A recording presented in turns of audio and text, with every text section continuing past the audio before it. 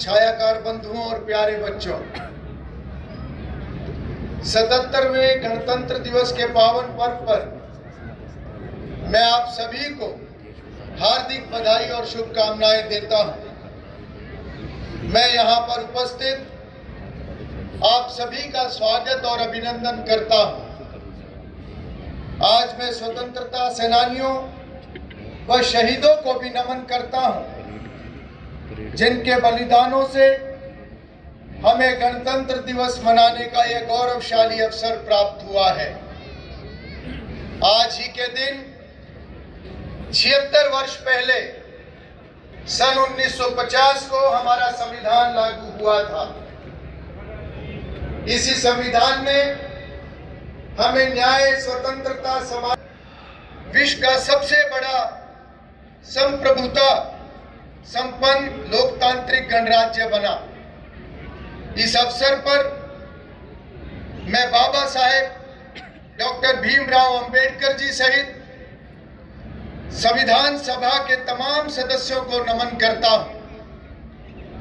आज का यह ऐतिहासिक दिन देशवासियों को एक मजबूत राष्ट्र के रूप में आगे बढ़ने के लिए साहस और प्रेरणा देता है।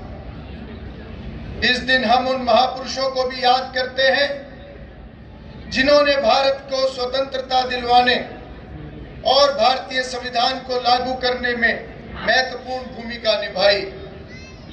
इनकी बदौलत ही भारत आज एक गणराज्य कहलाता है। देश को आजादी दिलाने के लिए राष्ट्रपिता महात्मा गांधी, नेताजी सुभाष चंद्र बोस, लाला लाजपत राय, सरदार वल्लभ भाई पटेल, डॉक्टर राजेंद्र प्रसाद जैसे महापुरुषों और स्वतंत्रता सेनानियों ने कड़ा संघर्ष किया है।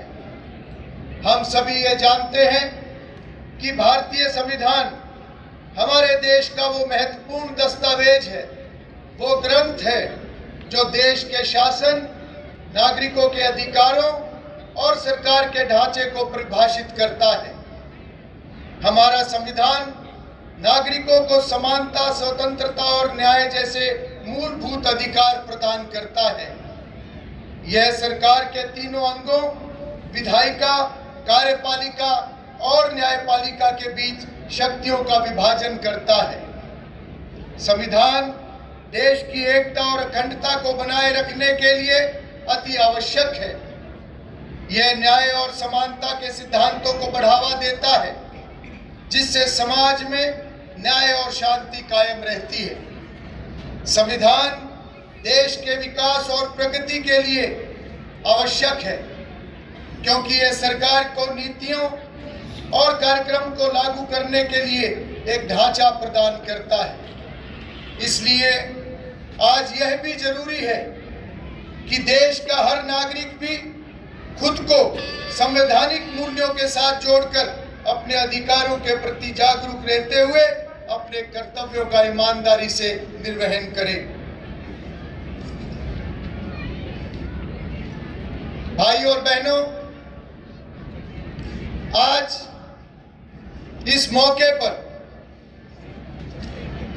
मैं विशेष रूप से यह कहना चाहूंगा कि स्वतंत्रता के बाद से जब भारत आज दुनिया की एक बहुत बड़ी ताकत इस रूप से अपनी पहचान बनाने में कामयाब हुआ है, इसका श्रेय उन सभी राजनेताओं को, उन सभी कर्मठ किसानों को, किसान मजदूरों को और कारीगरों तथा वैज्ञानिकों को जाता है, जिन्होंने दिन रात एक करके इस देश को विकास की गति प्रदान की है। आज हमारा देश प्रधानमंत्री श्री नरेंद्र मोदी जी के नेतृत्व में चहुमुखी विकास कर रहा है। आज देश ने मिसाइलें ही नहीं बल्कि चंद्रायन, सूर्यायन और मंगलायन जैसे मिशन भी सफलतापूर्वक संचालित किए हैं। भारत चंद्रमा के दक्षिणी ध्रुव पर चंद्रयान-3 उतारने वाला देश का पहला दुनिया का ऐसा पहला देश बन गया है। देश की प्रगति के इस सफर में हरियाणा का भी एक बहुत ही महत्वपूर्ण योगदान है। मुझे यह कहते हुए गर्व है कि हरियाणा ने भी प्रदेश के सामाजिक और आर्थिक विकास को नए आयाम प्रदान किए हैं। स्वतंत्रता आंदोलन में अग्रणी भूमिका निभाने वाले हरियाणा वासियों की याद में अंबाला में स्वतंत्रता संग्राम स्मारक बनकर तैयार हो गया है। इसके साथ ही शिक्षा, स्वास्थ्य एवं खेलों में भी हमने नई ऊंचाइयों को छुआ है।